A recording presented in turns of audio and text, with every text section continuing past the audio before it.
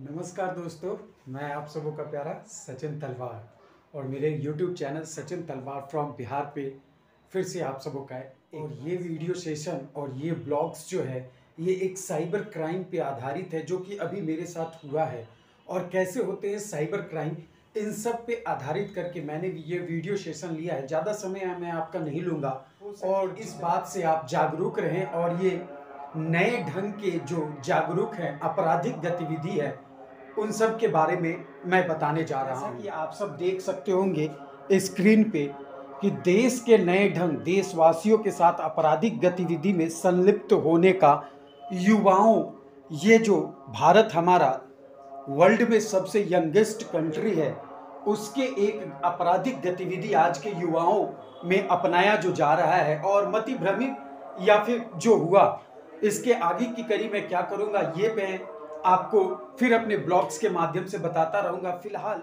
ये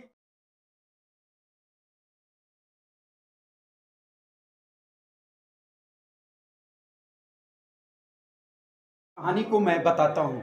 सबसे पहले मैं कुछ बातें बता दूं कि सीएससी आईडी के लिए मैं जब गया तो वहां भी मुझे सीएससी आईडी जो कि भारत सरकार की एक वैध प्रणाली है और उसमें भी मैंने फर्जीवाड़ा देखा और वहां पे भी मैंने देखा कि बहुत सारे ऐसे कंपनियां जो एप्स बना करके रखती हैं। फिलहाल मैंने वो डिजिटल पोर्टल का यहाँ पर आप सबों के लिए इसमें मैं आपको स्क्रीनशॉट्स के जरिए इसके पोस्ट में आप एडिटिंग में देखेंगे कि कैसे क्या पहला साइबर क्राइम ये था कि जब मैं सीएससी आईडी के लिए गया तो यहाँ पर सीएससी आईडी डुप्लीकेट मुझे दिया गया और उसमें मेरे साथ 1495 और 1000 यानी 2495 रुपए की साइबर अपराध हुई।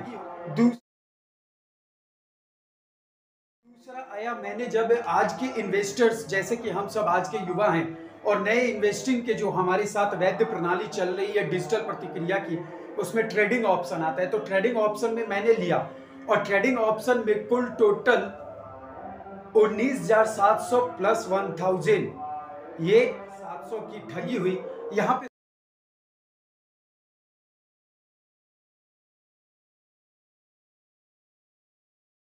सब कुछ उन्होंने दिया और हैंडलेशन जो कि उन्होंने मुझे कहा कि आप हैंडल करोगे और ये ऑटोमेटिक हैंडल पर उन्होंने मेरा 20,700 ट्रेडिंग में लगा दिया। यू कैपिटल नाम का ऐप से दोस्तों, उसके भी इसकी आपको दूं। फिर तीसरा और ये जो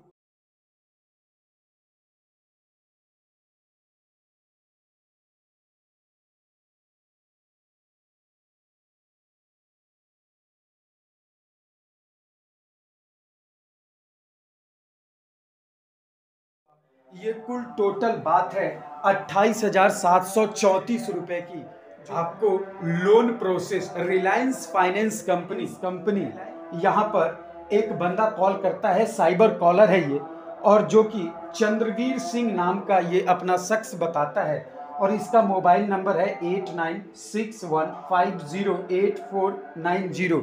ये मुझे कॉल करता है और कॉल करके कहता है क्या कि आपको लोन चाहिए था, तो मैंने बोला हाँ ये जो ठीक है। तो उसने फिर अगला प्रोसेसिंग बताया कि 6,650 रुपया एंट्री है, इसके फॉर्म सबमिशन है, मैंने उसको दे दिया।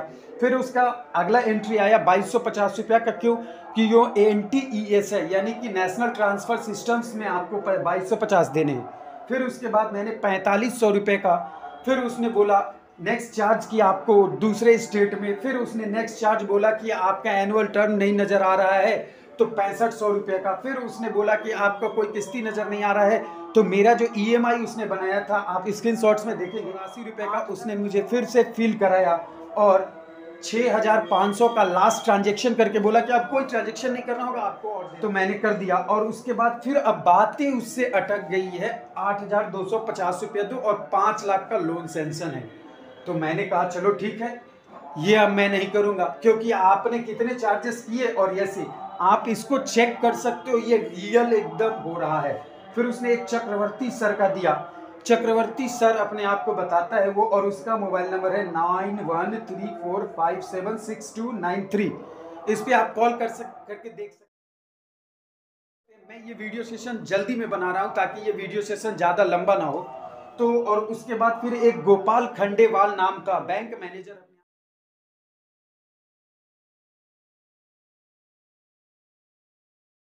को बताने वाला, उसका भी मैं स्क्रीनशॉट्स आपको इसमें पोस्ट करके बताता रहूँगा।